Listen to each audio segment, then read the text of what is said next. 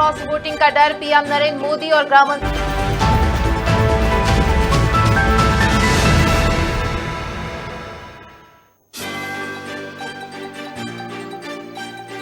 सावन सोमवार पर मंदिरों में रौनक, भक्तों का लगा तांता। दंतेवाड़ा के मंदिर में भक्त आते हैं दूर दूर से।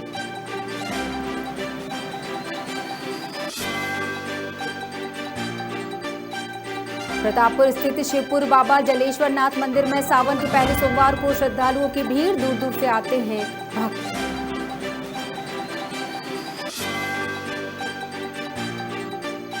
गुप्तेश्वर मंदिर में भी श्रद्धालुओं की दिखी भीड़। मां नर्मदा जल लेकर निकले थे कांवड़िया। श्रद्धालुओं ने बताया कोरोना काल के बाद ये पहला सोमवार।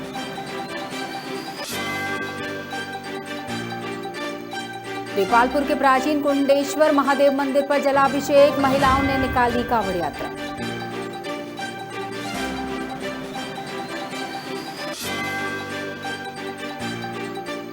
और सरदारपुर में सावन का पहला सोमवार, भक्तों का मंदिरों में लगा तांता। दूर दूर से आते हैं भक्त शिव की प्रतिमा के साथ श्री राम की भी मूर्ति।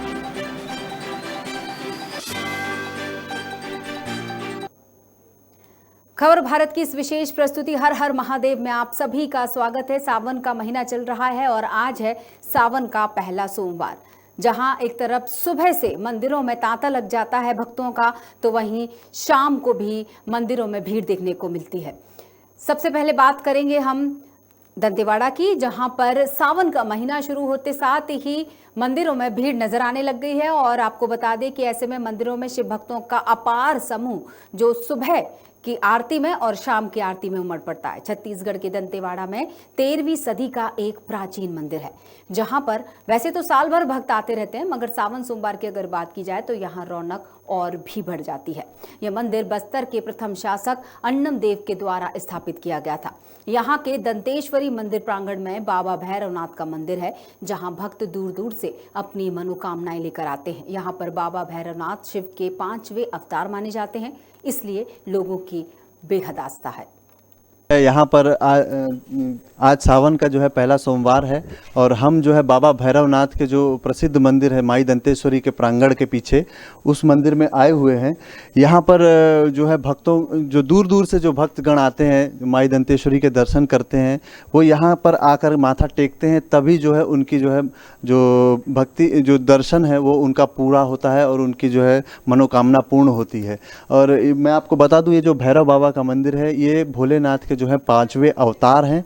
इन्हें जो है भोलेनाथ का 5वां अवतार माना जाता है और इनके दर्शन के पश्चात ही जो है माई दंतेश्वरी का दर्शन पूरा होता है। और आज जो है सावन का पहला सोमवार है और सावन के पहले सोमवार में जो है यहाँ पर जो है विशेष जो है भीड़ रहती है, भक्तों का जो है यहाँ तांता लगा रहता है। और यहाँ पर जो है दूर दूर से भक्त अपनी मनोकामना लेकर के आते हैं।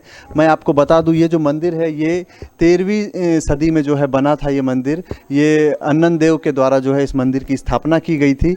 ये मंदिर जो है जिस प्रकार से अभी ये दिख रहा है, ये इस प्रकार से बिल्कुल नहीं था। यहाँ पर केवल जो है जो गर्भगृह है, जो आप देख सकते हैं मेरे पीछे, ठीक पीछे बाबा भैरव का गर्भगृह, केवल वही था। और उसके इर्द गिर्द जो है मैं आपको दिखा दूं, ये जो 5 शिवलिंग है इस गर्भगृह के इर्द गिर्द जो आप देख सकते हैं, ये जो शिवलिंग है ये इनके जो है गर्भगृह के इर्द गिर्द जो है इनको जो है घेरे हुए हैं।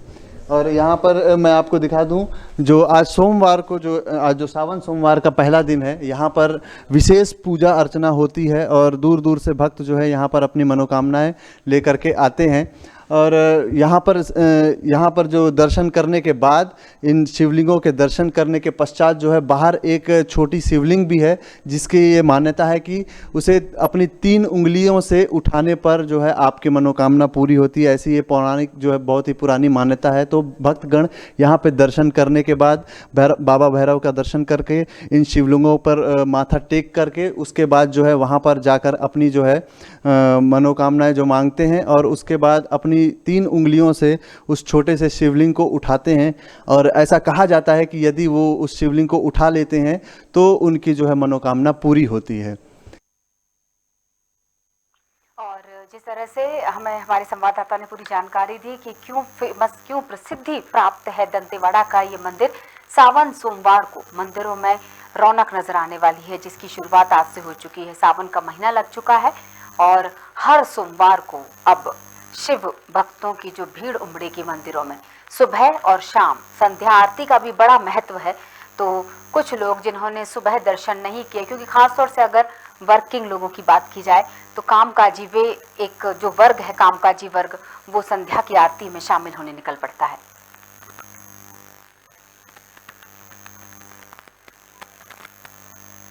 इस वक्त हम आपको दंतेवाड़ा का ये दृश्य, शिव मंदिर का ये दृश्य आपको दिखा रहे हैं, जहां हमारे संवाददाता ने बताया कि यहाँ की क्या अहमियत है, किस तरह से पूजन अर्चन के साथ पूरे दिन की शुरुआत की जाती है और दिन का समापन भी संध्या आरती के बाद ही होता है।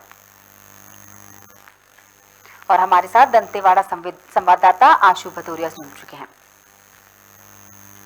आशु, क्या कहना चाहेंगे? हमने अभी आपकी बहुत सारी बातें, आपने बहुत अच्छी जानकारी वहां पर दी, और अब संध्या आरती, जैसा मैंने दर्शकों को बताया कि सुबह की आरती, जैसे अगर हम बोले अल सुबह जो मंदिरों में भीड़ लगती है, उसके बाद अब भीड़ लगनी शुरू हो गई होगी। किस तरह का माहौल अभी नजर आ रहा है वहाँ?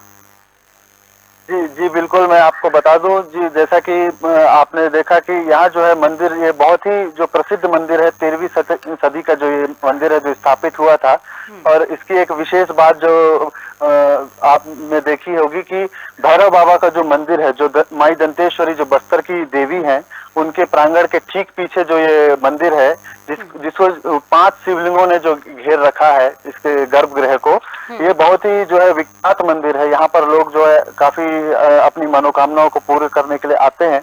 और यहाँ पर जी बिल्कुल जैसा आपने बताया, काफी अच्छा जो दृश्य रहता है आज, खासकर आज के दिन जो सावन सोमवार का जो दिन है, बहुत ही महत्वपूर्ण दिन है। और अभी भी जो है जो लोग सुबह नहीं आ पाए, वो अभी भी यहाँ पर मंदिर आ करके जो है अब दीप प्रज्वलित करके जो है अपनी पूजा अर्चना कर रहे हैं। और काफी मनोरम दृश्य है, काफी अच्छा दृश्य जो है यहाँ पर इस समय होता है। बिल्कुल। कितने साल पुराना, मैं चाहूंगी कि एक बार अगर हमारे पास ये डेटा हो, अगर पुजारी जी से बात हुई हो तो क्या कहते हैं, कितना प्राचीन ये मंदिर बताया गया? हम यहाँ प्रांगण में देख सकते हैं बहुत खूबसूरत सा, बहुत ही प्राचीन बरगद का, पीपल का या पेड़, दोनों में से कोई एक पेड़ वहां पर नजर भी आया हमें। जी जी बिल्कुल, ये जो है बरगद का जो ये पेड़ है, ये काफी, ये मंदिर के साथ ही जो है इस पेड़ का जो है एक इतिहास जुड़ा हुआ है। और ये जो है मंदिर, आपको मैं बता दूं, ये 13वीं सदी में जो बना हुआ था। इसे जो बस्तर के प्रथम शासक हैं, जो अन्नम देव जिनका नाम था, उन्होंने इस मंदिर की स्थापना की थी। और उस समय जब इस मंदिर की स्थापना हुई थी, तब केवल जो है भैरव बाबा, जो भोलेनाथ के 5वें अवतार माने जाते हैं, उनका एक मात्र गर्भगृह बना हुआ था। और उस गर्भगृह के इर्द गिर्द 5 शिवलिंग की स्थापना थी। और ये जो आप मंदिर जो अब देख पा रहे हैं, ये अभी 1991 में जो मंदिर ट्रस्ट के द्वारा इसको जो है बनवाया गया है।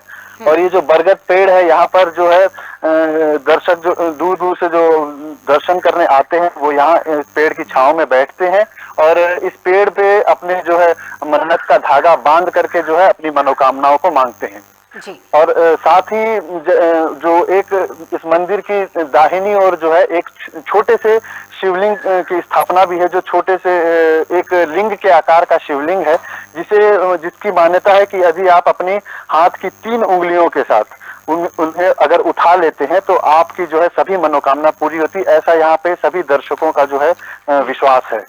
चलिए, बहुत अच्छी आपने जानकारी दे दी हमें, और बहुत खुशी की बात, हमारे दर्शक जिस जगह पर भी हैं उस जगह पर बैठकर जगह जगह के दर्शन कर पाएंगे। कुछ मध्य प्रदेश के, कुछ छत्तीसगढ़ के। इस वक्त हम दंतेवाड़ा की तरफ गए हुए हैं, तो बहुत बहुत शुक्रिया आशु जुड़ने के लिए। जैसा कि आशु ने बताया, 13वीं सदी में दरअसल बस्तर के प्रथम शासक ने इसकी स्थापना की थी।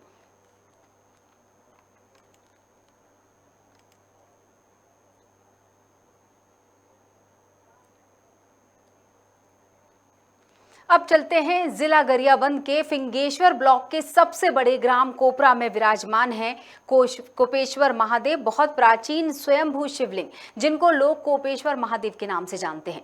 कोपेश्वर महादेव की पूजा अर्चना सिर्फ सावन महीने में ही नहीं बल्कि साल के कई पर्वों में बड़े धूमधाम से की जाती है। यहाँ पर कार्तिक पूर्णिमा के समय मेला लगता है और साथ ही कोपेश्वर नाथ मंदिर से पंचकोशी यात्रा भी निकाली जाती है, जिसमें राजिम फिंगेश्वर क्षेत्र के 5 प्राचीन शिवलिंग मंदिर की पूजा करते हुए इस यात्रा का समापन होता है। जिला गरियाबंद के कोपेश्वर धाम मंदिर कोपरा में है। कोपरा में कोपेश्वर धाम मंदिर पंचकोशी महादेव के नाम से जाने जाते हैं। इस वक्त आप हमारे पीछे देख सकते हैं मंदिर, कोपेश्वर धाम मंदिर। अभी हम आपको इसके ऐतिहासिक जो है कोपेश्वरनाथ मंदिर के बारे में बताएंगे, यहाँ के पुजारी से मिलवाएंगे और यहाँ के महत्व के बारे में आपको बताएंगे। यहाँ प्रतिवर्ष सावन के महीना में पूजा अर्चना शिव जी होते हैं और बहुत दूर दूर से मंदिर में पूजा करने के लिए दर्शनार्थी आते हैं। तो अभी इस वक्त आप हमारे साथ देख सकते हैं कि लोग पूजा करने आए हुए हैं। जी बताएंगे कि यहाँ शिव जी के मंदिर जो है कब से यहाँ है, इनका क्या है महिमा? बोला तो खर बारे में ज़्यादा जानकारी नहीं है। कितना दिन से जानते हो? मैं बचपन से जानता हूँ। प्रतिवर्ष लगता है यहाँ सावन समय मेला? हाँ प्रतिवर्ष। अच्छा, तो यहाँ और कब कब मेला लगता है? यहाँ गुरु पूर्णिमा के दिन और बस। देख सकते हैं कि मंदिर में पुजारी जी भी हमारे पीछे, कोई पुजारी से जानकारी लेंगे कि कोपेश्वर महादेव जो हैं इनके बारे में आपको बताएंगे हमारे दर्शक को। ये है पुजारी जी जो बताएंगे। अच्छा, पुजारी जी बताएंगे कि शिव जी की जो है कोपेश्वरनाथ महादेव को इनका नाम कैसे पड़ा और कब से जानते हैं, क्या है महिमा इनका? इनका महिमा तो बहुत पुरातन है। हम लोग तो जानते नहीं हैं, हमारे से निकलता है हर साल पंचकोशी यात्रा। पंचकोशी निकलते हैं जी। हाँ। और क्या है महिमा कोपेश्वर? महान है कोपेश्वर का, तो महिमा तो हम गा नहीं सकते हैं। महान है वो। हाँ, तो पुजारी जी अभी बताएं कि कोपेश्वर महादेव जी वो है, महिमा अपरंपार है। और यहाँ ये जो देख सकते हैं कि तालाब के बीचों बीच, दोनों तरफ तालाब है और तालाब के बीचों बीच कोपेश्वर महादेव विराजमान है, उनका मंदिर। और इस वक्त आप देख रहे हैं गरियाबंद की ये जो झलक आपने अभी देखी, किस तरह से तालाब के बीचों बीच या कहा जाए कि तालाब के नज़दीक ये जो मंदिर आप देख रहे हैं, शिव मंदिर, यहाँ पर आज सावन माह का जो पहला सोमवार, वहाँ पर सुबह जो भीड़ थी उसके दृश्य इस वक्त आप देख सकते हैं। लेकिन शाम को भी नज़ारा कुछ ऐसा ही होगा, कुछ इसी तरह की ये जो बातचीत है हम करना चाहेंगे। गरियाबंद से हमारे संवाददाता जुड़ेंगे और वो हमें तमाम जानकारियाँ देंगे। और हमारे साथ गरियाबंद से गोविंद तिवारी जुड़ चुके हैं, हमारे खबर भारत के संवाददाता, और वो बताएंगे कि इस वक्त मंदिर में क्या चल रहा है, संध्या आरती का समय क्या निश्चित किया गया है। बहुत बहुत स्वागत है गोविंद, बताइएगा उस मंदिर की विशेषता, जैसा कि पंडित जी ने बताया ही है, थोड़ा सा विस्तार से हम दर्शकों को बता देते हैं। और गरिया मेन मुख्य गरियाबंद में है या उसके नजदीक किसी क्षेत्र में? जी, बताना चाहूँगा कि ये जिला गरियाबंद में ही है। जिला गरियाबंद का सबसे बड़ा ग्राम कोपेश्वर कोपरा का है। कोपेश्वर महादेव का मंदिर है ये। और इस कोपेश्वर महादेव बड़े बहुत लंबे प्राचीन से इनको मान्यता मिली है। कोपेश्वर महादेव के लोगों की श्रद्धा यहाँ बना हुआ है कोपेश्वर महादेव के लिए। क्षेत्र के पूरा लोग यहाँ जाते हैं। सावन में तो यहाँ पूजा अर्चना चलते ही रहता है, लेकिन उसके अलावा भी बीच बीच में यहाँ भव्य कार्यक्रम वगैरह होता है, मेला लगता है। सावन के पर्व में आज प्रथम सोमवार था। आज के दिन भक्तों का सुबह से ही यहाँ तांता लगा हुआ था और शाम तक संध्या आरती तक यहाँ आज पूजा अर्चना चलेगा। जी जी बिल्कुल। और जिस तरह की मान्यताओं का हम जिक्र जरूर करना चाहेंगे कि वहाँ की परंपराएं, वहाँ की मान्यताएं, शिव पूजन के बारे में भी जानना चाहेंगे। और चूंकि 2 साल बाद मुझे ऐसा लगता है कि ये जो धूमधाम नजर आ रही है मंदिरों में, चाहे हम सुबह के वक्त की पूजन की बात करें या शाम के वक्त की अर्चना की बात करें, तो पूजन अर्चन जिस हिसाब से किया जा रहा है वो 2 साल बाद भक्तों की भीड़ शायद इसी बात को दर्शा रही है। जी जी बिल्कुल, बताना चाहूँगा कोरोना काल के कारण से 2 साल के बाद ये भीड़ लगता हुआ दिख रहा है। भक्तों का जो है आस्था कभी खत्म नहीं हुआ था, लेकिन कोरोना के कारण से दूरी जरूर बना हुआ था। तो इस वर्ष सभी मंदिरों में देखा जा रहा है, खासकर अपने कोपेश्वर महादेव जो है स्वयंभू शिवलिंग है, यहाँ आस्था लोगों का जबरदस्त देखा जाता है। तो प्रति सोमवार यहाँ ऐसी ही नज़ारा देखने को मिलेगा। पूरे क्षेत्र की जनता यहाँ पूजा अर्चना के लिए आते हैं यहाँ पे पंचकोसी यात्रा भी होता है। यहाँ 5 शिवलिंग है, यहाँ स्वयंभू शिवलिंग है। कोपेश्वर महादेव है, कुलेश्वर महादेव है, फणेश्वर महादेव है। ऐसे क्षेत्र में है, राजीव सिंहेश्वर कोपरा क्षेत्र है, जहाँ 5 शिवलिंग है, जहाँ पे लोग श्रद्धा से जल चढ़ाने के लिए ये चारों धाम पंचकोसी यात्रा करते हैं। और लास्ट जो सोमवार पड़ेगा यहाँ इसी कोपेश्वर धाम मंदिर में पूरा मेला लगता है और पूरे क्षेत्र के कांवड़िया और पंचकोसी यात्रा करने वाले श्रद्धालु यहाँ का तांता लगा हुआ रहता है लास्ट में जी। इसका महिमा बहुत दूर दूर तक फैला हुआ है। और लोगों का तो जो कोपरा गांव है, जो कोपरा गांव इसी कोपेश्वर महादेव के नाम से कोपरा गांव का नाम पड़ा हुआ है। यहाँ के लोग अच्छा खासा यहाँ श्रद्धा बनाए रखते हैं और हमेशा यहाँ पूजा अर्चना और महादेव यहाँ का मन्नतें भी पूरी करने वाले महादेव है, ऐसा बताया गया पुजारी के माध्यम से। जी बिल्कुल, चलिए बहुत बहुत शुक्रिया गोविंद जुड़ने के लिए, तमाम जानकारियां साझा करने के लिए।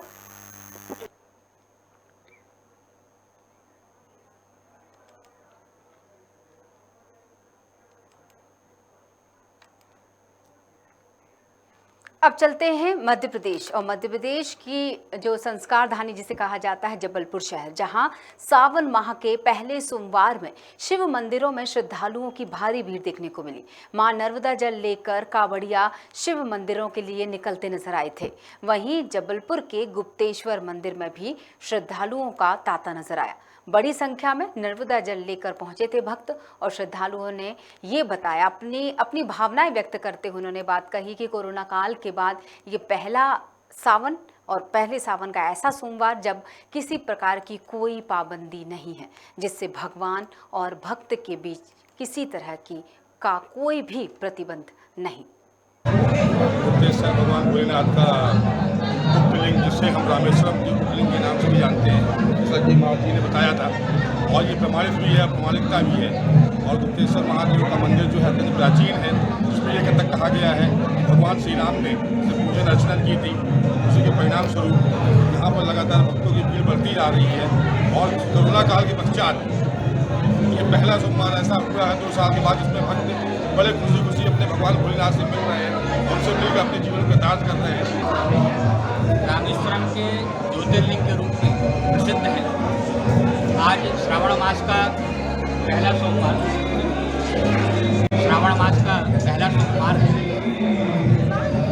अभी विगत वर्षों से जबकि कोरोना काल के कारण लोग मंदिर नहीं आ पा रहे थे, अपने प्रिय भगवान का दर्शन पूजन नहीं कर पा रहे थे, प्रोटोकॉल खत्म होते ही यह प्रथम सावन है और हालांकि 14 तारीख से सावन चालू हुआ है। आज पहला सोमवार है। भक्त पूरी श्रद्धा, विश्वास और आस्था के साथ बड़े प्रेम के साथ भगवान भोलेनाथ से मिल रहे हैं। मनावर के पास ग्राम देवरा में अति प्राचीन शिव मंदिर है, जो बहुत ही जीर्ण शीर्ण अवस्था में पहुंच चुका है। यहाँ के लोगों की ऐसी मान्यता है कि इस शिव मंदिर में जो भी श्रद्धालु आता है अपनी मनोकामना पूरी करवा कर ही जाता है। जी हाँ, भगवान शिव, जिन्हें कहा जाता है कि बेहद जल्दी प्रसन्न होने वाले भगवान हैं, अब श्रद्धालु जो है वो अपनी मनोकामनाएं लेकर आते हैं और जिसे शिव पूरी करते हैं। कुछ ऐसी ही मान्यता है यहाँ। भगवान के दर्शन करने के लिए श्रावण के माह में सोमवार के दिन ज़्यादा तादाद में श्रद्धालु आते हैं और यहाँ पर महाकाल के दर्शन करते हैं। इसके साथ ही भक्त अपनी मन्नतें भी मांग कर जाते हैं। जानकारी ये कहती है कि ग्राम देवरा का ये शिव मंदिर लगभग 1200 साल से भी ज़्यादा पुराना है। इस मंदिर की दुर्दशा अपनी परिस्थितियों को हालांकि दर्शा रही है। ग्राम देवरा में हजारों साल पुरानी ऐतिहासिक धरोहर अपनी दुर्दशा में सुधार की प्रतीक्षा सी करती नजर आती है, लेकिन पुरातत्व विभाग का इस ओर कोई ध्यान नहीं है। ऐसी अमूल्य धरोहर यूं ही प्रसिद्धि खो रही है। अगर पुरातत्व विभाग में अभी भी इस ओर ध्यान नहीं दिया गया तो ऐसे कई अमूल्य धरोहरें हैं जो समाप्त होने की कगार पर है। इसके साथ ही आपको ये भी बताना ज़रूरी है कि हाँ, इस मंदिर में लगभग 6 फीट की ऊंचाई वाले शिवलिंग स्थापित हैं, जो कि हजारों साल पुराने प्रतीत होते हैं। कई किंवदंती ये भी है कि पांडव काल से ये शिवलिंग जो है वो स्थापित है।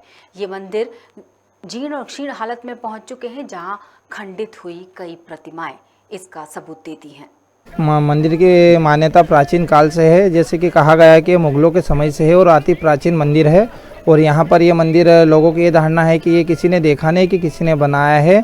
तथ्यों में लिखा गया है, पुराणों में लिखा गया है कि उड़ के आया था, तब से यहाँ पर है और ये देवरा में स्थित है। लोगों को इसके बारे में जानकारी नहीं थी, लेकिन कुछ समय पहले जानकारी होने लगे है। श्रद्धालु यहाँ जब भी आते हैं, अपनी जो मनोकामना मांगते हैं तो महाकाल उनकी मनोकामना पूर्ण करते हैं। बहुत पुरानी मान्यता है इसकी, 1200 ईस्वी सन पुराना है ये। मांडवों से कुछ राजाओं ने आक्रमण किया था इसके ऊपर और इसको ध्वस्त कर दिया था। तब से आज तक ये यथा स्थिति में वैसे ही पड़ा है। आप क्या मान्यता लेके आए यहाँ पर? यहाँ पे तो काफ़ी प्राचीन मान्यताएं चल रही है। यहाँ पे इसका अभिषेक करने से कैंसर शरीर के रोग भी अच्छे हो रहे हैं। लोगों की ऐसी मानसिकता है। मान्यता यह है कि दूर दूर से आते हैं लोग, मन्नत करके जाते हैं, उनकी मन्नत भी पूरी होती है। उसकी वजह से भीड़ भड़ाका भी ज़्यादा रहता है। वो श्रावण महीने में तो 1000-1500 रोज आते हैं। एक्चुअली इस मंदिर के बारे में हमने काफ़ी समय से सुना था कि एक प्राचीन मंदिर है जहाँ पर आओ तो अपनी जो भी इच्छाएं होती है वो पूर्ण होती है। तो आज सोमवार का दिन था और मैं भी बाहर से आया था, तो वाइफ और बच्चे के साथ दर्शन करने आया कि भगवान सबको सुखी रखे, स्वस्थ रखे, यही कामना से दर्शन करने आया था। सिवनी नगर में आज सावन सोमवार के प्रथम सोमवार को सभी शिवालयों में, जैसा कि सभी क्षेत्र में हम आपको बता रहे हैं, पूजन अर्चन किया गया। सिवनी की खबर हम आपको बता रहे हैं, जहां पर पूजा पाठ धर्म प्रेमियों के द्वारा अभिषेक समेत महाआरती की गई। सिवनी के सबसे बड़े शिव मंदिर मठ मंदिर में अखंड रामायण पूरे सावन माह भर यानी 24 घंटे 1 माह तक अखंड रामायण का आयोजन हर साल की तरह इस साल भी किया गया। अखंड रामायण पूरे सावन मास 24 घंटे सुचारू रूप से चलेगी। देखने में आया है कि युवाओं से ज़्यादा नगर की माँ बहनों बेटियों के द्वारा अखंड रामायण का वाचन बहुत ही मधुभाषी और ढोलक तबले के साथ शिवजी के भजन के साथ सुचारू रूप से किया जा रहा है, जो श्रावण मास के अंत तक सुचारू रूप से चलेगा भी। मठ मंदिर में प्रातःकाल से ही नगर के धर्म प्रेमियों का आना जाना लगा रहा। वहीं दूसरी ओर नगर के संजय वार्ड के बजरंग महावीर मंदिर में साईं जी की मूर्ति विराजमान है। संजय वार्ड की महिलाओं के द्वारा आज जो कि राजाभिषेक का आयोजन शिवलिंग बनाकर किया गया। मंदिर समिति ने जानकारी दी है कि हर सोमवार को इसी तरह शिवलिंग बनाकर अभिषेक का आयोजन लगभग 10 सालों से किया जा रहा है, जो सुचारू रूप से जारी है। हर सोमवार को यह अभिषेक किया जाएगा और ये जानकारी भी मिली कि 8 अगस्त को महाअभिषेक और भंडारे का आयोजन भी किया जाएगा, जिसमें भव्य अभिषेक और भंडारे के साथ महाआरती और पूजा पाठ किया जाएगा।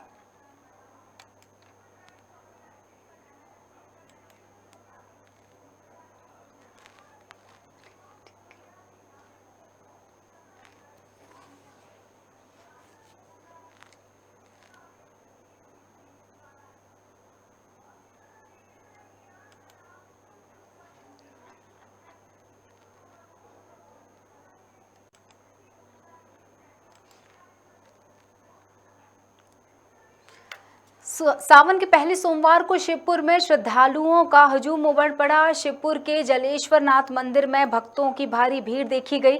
आपको बता दें कि शिवपुर स्थित बाबा जलेश्वर नाथ का मंदिर आदिकाल से प्रतापपुर के साथ ही आसपास के लोगों के लिए आस्था का केंद्र बना हुआ है।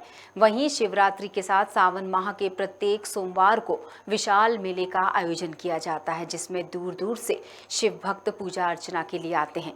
वहीं मंदिर समिति के द्वारा श्रद्धालुओं के लिए भंडारा समेत जगराते का भी आयोजन किया जाता रहा है। कोविड काल में 2 सालों तक सभी मंदिर और आयोजन लगभग बंद रहे, जिसके कारण इस साल शिव भक्त बड़ी संख्या में दिखाई दे रहे हैं। श्रद्धालुओं का काफ़ी भीड़ है, थोड़ा पानी का अभाव है, बाकी किसी प्रकार का कोई दिक्कत नहीं है, भीड़ बेशुमार है। बाबा भूत भावन भगवान जो हमारे प्रतापपुर के राजा हैं जलेश्वर नाथ, इनकी कृपा से सबके भंडार भरते हैं और जो भी अपनी मनोकामना लेके यहाँ आते हैं उनका सबका मनोकामना पूर्ण होता है।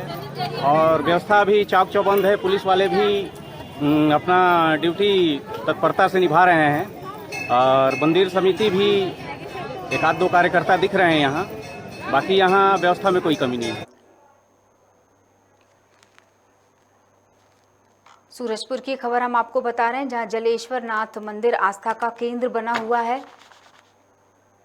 मंदिर समिति के द्वारा श्रद्धालुओं के लिए भंडारे समेत जगराते का आयोजन किया जाता है। हालांकि कोविड काल जो कि 2 साल की अगर हम बात करें तो इस 2 साल में लोग अपने घरों में ही कैद रहे, क्योंकि किसी तरह की अनुमति ना होने से मंदिरों के पट जो थे वो बंद थे। पूजन अर्चन पूरी तरह से प्रतिबंधित था। भक्तों का आना पूरी तरह से मंदिरों में प्रतिबंधित था।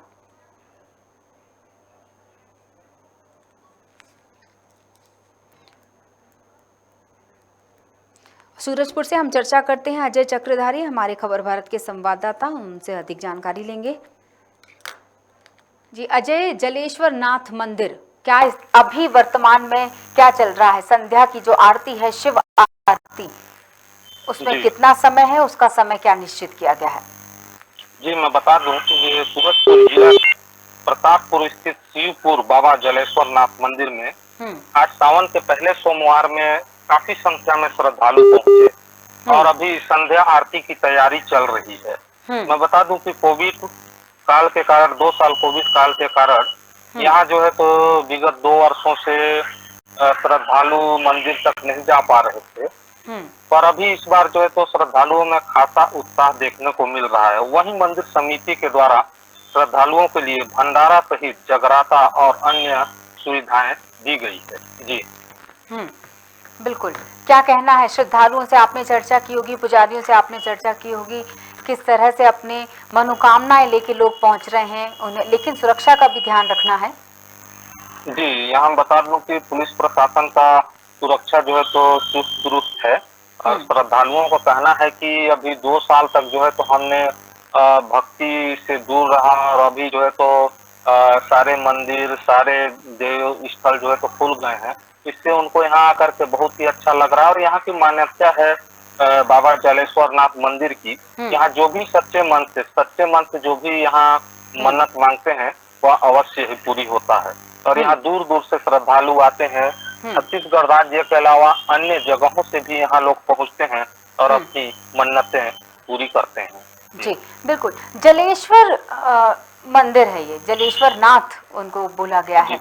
क्या कुछ खास है इसमें जिसकी वजह से इनका नाम जलेश्वर नाथ रखा गया उस मंदिर का? ऐसा मान्यता है कि जलेश्वर नाथ मंदिर में 12 माह, चाहे वह गर्मी हो बरसात हो, एक समान धारा से जल प्रवाहित होते रहता है। बरसात में भी उतना रहता है, गर्मी में भी। यह जो है तो प्राकृतिक रूप से मतलब जल प्रवाहित होते रहता है, यह कभी सूखता नहीं है। मान्यता है कि यहाँ भगवान भोलेनाथ जलेश्वर नाथ के रूप में साक्षात प्रकट हुए हैं। जो सच्चे मन से यहाँ आते हैं उनकी मनोकामनाओं को पूर्ण करते हैं। जी चलिए, बहुत बहुत शुक्रिया जुड़ने के लिए अजय।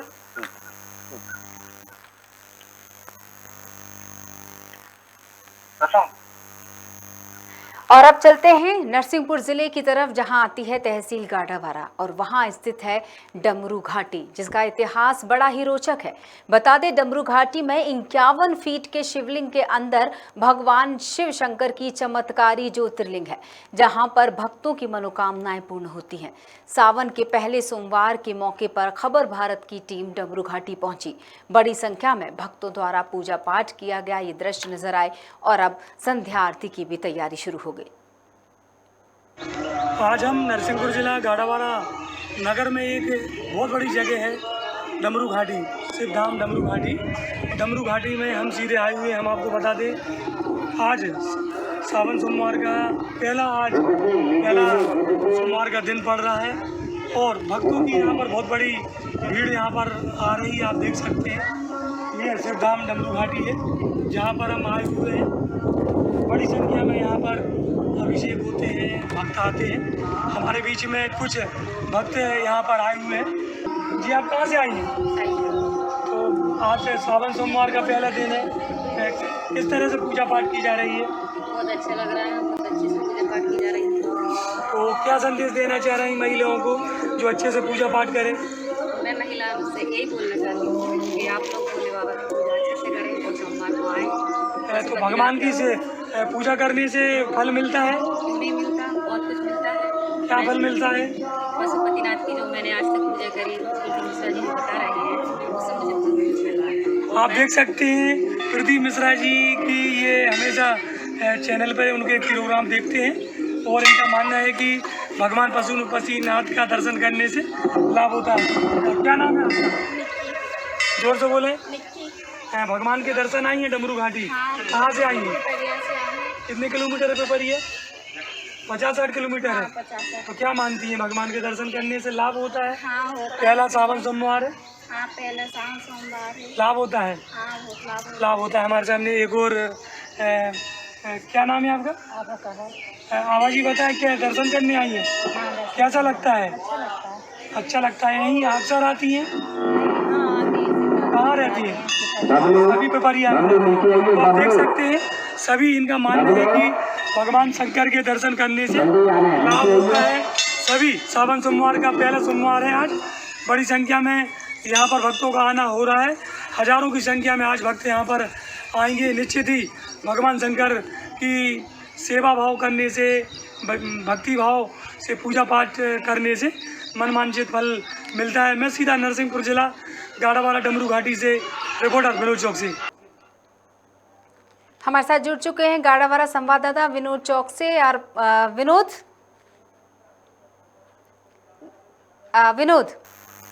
जी बताएं। एक ही सवाल आपसे रखूंगी क्योंकि बाकी जानकारी आपने बहुत खूबसूरती के साथ हमें दे दी है। भक्तों से बात भी कर लिया, हमने दर्शन भी कर लिए डमरू घाटी के। बस एक ही सवाल और महत्वपूर्ण सवाल, जैसा कि हमने बताया कि इसका इतिहास बहुत रोचक है। क्या है वो इतिहास? बस मैं चाहूंगी संक्षिप्त में से बता दीजिए। इतिहास से ये है कि सबसे पहले तो श्रावण महीने के पहले सोमवार की खबर भारत की तरफ से सभी दर्शकों को मैं गाड़ावाला तहसील से शुभकामनाएं बधाइयाँ देता हूँ। सबसे बड़ी बात यह है कि ये डमरू घाटी जो स्थान है बहुत ही एक ऐतिहासिक स्थान रहा है। यहाँ पहले शंकर जी का छोटा सा मंदिर था। तो यहाँ के जो एक पुलिस अधिकारी थे यहाँ 30 साल पहले, यहाँ जो डीएसपी साहब थे परिहार जी, उनको एक सपना आया था कि यहाँ पर एक बड़ा विशाल मंदिर बनना चाहिए शंकर जी का। तो उनकी भगवान शंकर जी के आशीर्वाद से यहाँ का जो डीएसपी सर थे परिहार जी, उन्होंने पूरे गाड़ावाला के व्यापारियों से, पूरे क्षेत्र के सभी व्यापारियों के साथ मिलकर यहाँ डमरू घाटी में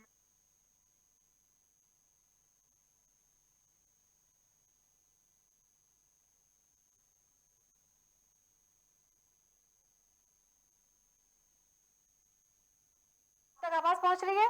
हाँ जी, मैं यही बता रहा था कि परिहार जी की जो एक मेहनत थी, गाड़ावाला के जितने भी व्यापारी थे, सभी वरिष्ठ व्यापारी, जागरूक लोग थे, सामाजिक क्षेत्र के नागरिक, तो उनके एक बड़े सहयोग से इतना बड़ा स्थान बना है। तो मध्य प्रदेश में एक बहुत ही बड़ा, एक अलग इस तरह का यह स्थान है। जरूर यह ऐतिहासिक बात तो नहीं थी, लेकिन यह आने वाले जो इतिहास जो पीढ़ी दर पीढ़ी गुजर जाएंगी, उसके बाद ये इतिहास के पन्ने में डमरू घाटी का नाम लिखा जाएगा। बिल्कुल विनोद, बहुत बहुत शुक्रिया विनोद जुड़ने के लिए।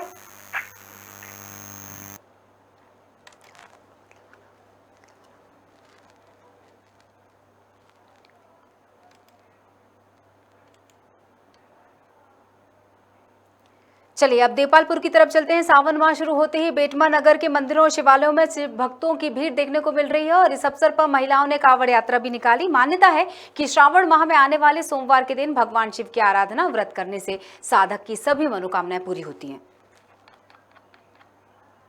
सब महिला एकजुट होकर भोलेनाथ मंदिर में आए हैं और प्रार्थना करते हैं कि ये बीमारी कभी ना आए। 2 साल से कोरोना का सब परेशान भगवान छोटे बालाजी से निकली है और अपने हनुमान मंदिर से निकली है। वो बालाजी जाएगी वापस। कुंडेश्वर आएगी, छोटे बालाजी। श्रावण सोमवार की बात हो, सावन की बात हो, शिव की बात हो और उज्जैन का जिक्र ना हो, ये तो हो ही नहीं सकता। उज्जैन की बात करेंगे जहां श्रावण महीने में पहले सोमवार महाकालेश्वर मंदिर से भगवान महाकाल की पहली सवारी निकली। परंपरा अनुसार सभा मंडप में भगवान महाकाल का मन महेश के रूप में पूजन किया गया। मंदिर के मुख्य द्वार पर गार्ड ऑफ ऑनर ने राजाधिराज को सलामी दी। कलेक्टर आशीष सिंह ने पूरे परिवार के साथ महाकाल का पूजन किया और इसके बाद पालकी शिप्रा तट की ओर निकली। बता दें कि सवारी में सबसे आगे अश्वारोही दल पुलिस बैंड, नगर सैनिक और सशस्त्र बल की टुकड़ी मार्च पास्ट करते दिखी। सवारी मोक्षदायिनी शिप्रा के तट पर पहुंची, जहां जल से भगवान का अभिषेक कर पूजा अर्चना की गई।